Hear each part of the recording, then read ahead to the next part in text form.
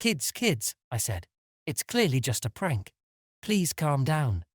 Then the classroom door flew open, and a girl came running inside. She was covered in blood from head to toe. She had deep slices across the back of her head, her forehead, her right cheek and right arm.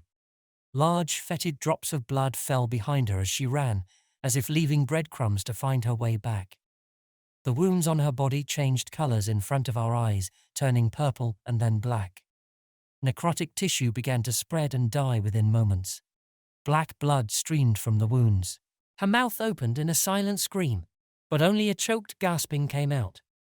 Something had infested the girl, I could see it. I quickly backed away, feeling like it was a dream. Please, oh God, please help, she whispered, whimpering, her legs buckling. She fell to her knees. The kids in the classroom began to scream. Please, someone help me. Her voice grew louder, her skin paler as the purplish, dying patches of tissue spread. She opened her mouth and began to vomit some foul, oily sludge. It hurts, she moaned, falling into the puddle of vomit. Isn't someone going to help me? I ran to her side. I didn't know this girl, she wasn't in any of my classes, you see, but I knew she needed medical attention immediately.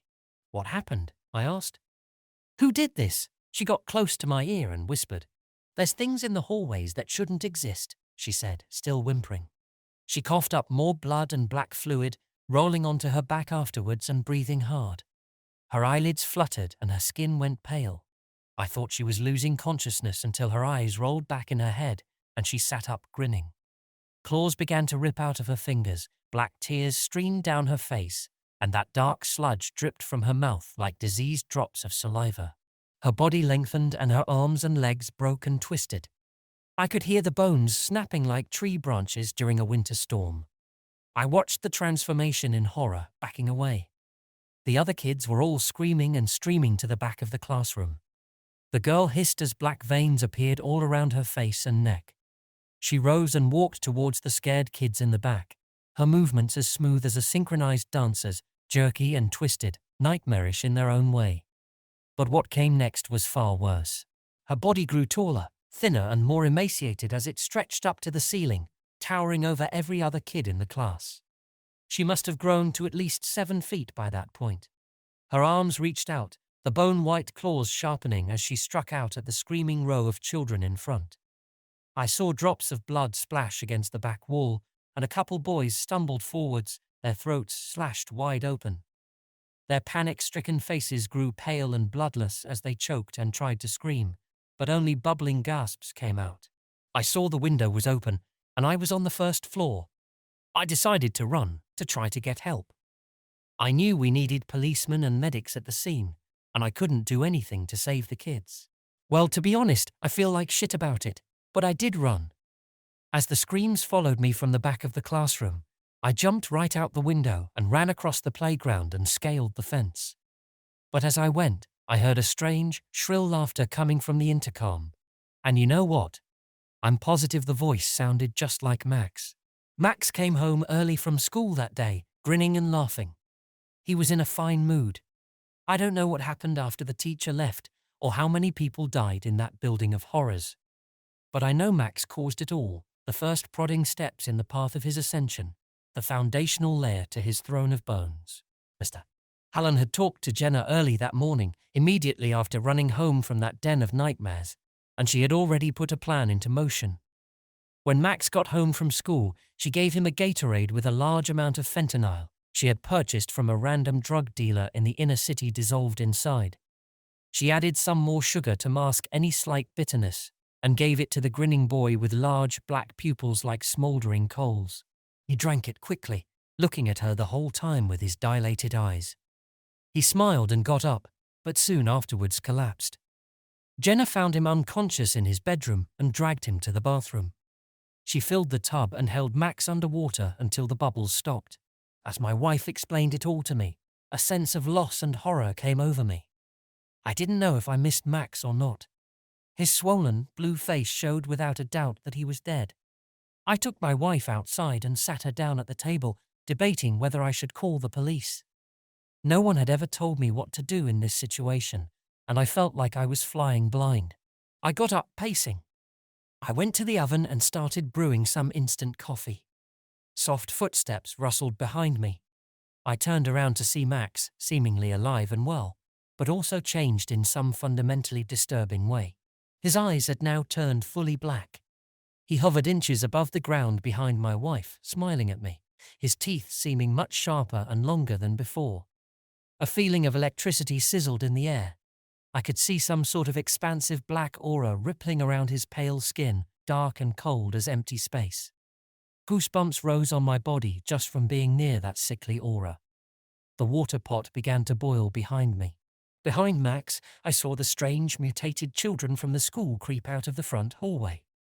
4 or 5 of them skittered about with emaciated, twisted legs bending in ways no human leg should bend. Their heads nearly scraped the low kitchen ceiling. Their pale, broken arms reached down to their knees, jointed in myriad areas. I could hear the soft cracking of bones now as they slowly moved forwards, a light, snapping sound like small twigs broken underfoot. Their blank, white eyes constantly dribbled ebony tears that stained their bleached, bloodless skin. "Mother, mother," Max said condescendingly, sounding like a disappointed parent. "You should have known that you cannot kill me except by decapitation, or by burning my body. Do you think my true father would let a worthless louse like yourself kill me before my ascension to the throne? Are you that foolish and blind?" Jenna began to cry, refusing to look at her son. "But I respect your courage in action.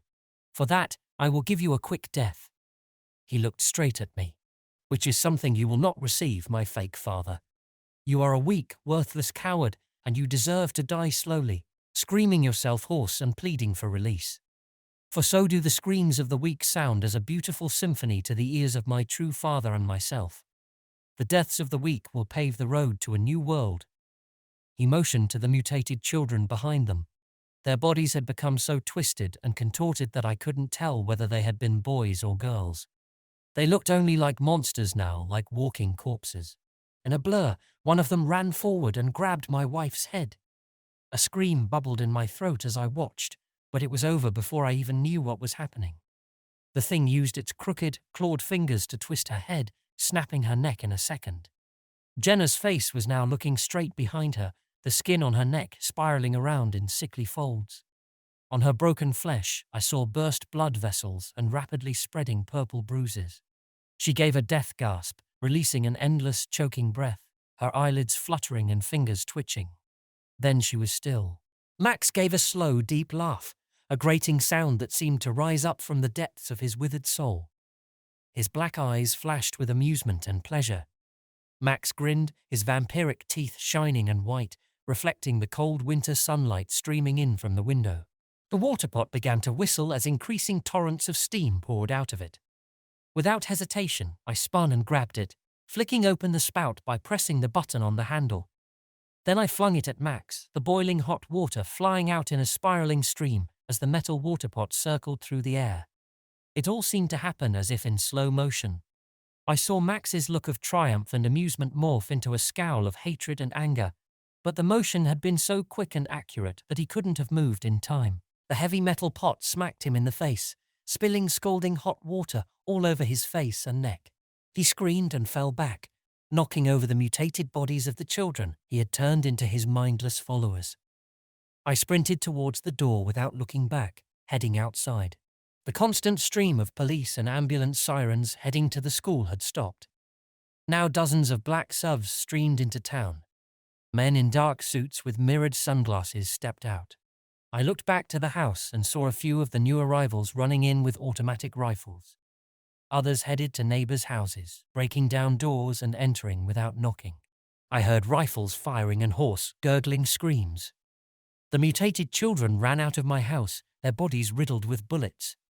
They slowly lost energy as black blood streamed out of multiple giant exit wounds eaten into their bodies. They eventually fell down on the streets and died with a last rasping breath. But they never found Max. They quarantined the town and went from house to house and building to building, searching for the source of all this death and evil. But he had somehow escaped.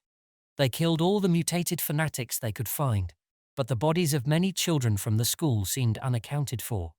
I knew where they had gone. They had followed Max, fanatical soldiers for his new army, fearless of death and committed to their leader and his new world order. I don't know where Max went or where he'll show up next. But I know he is moving towards his ascension. And the next time I see him, he will arrive in power and glory and crush out the lives of millions of people under his feet.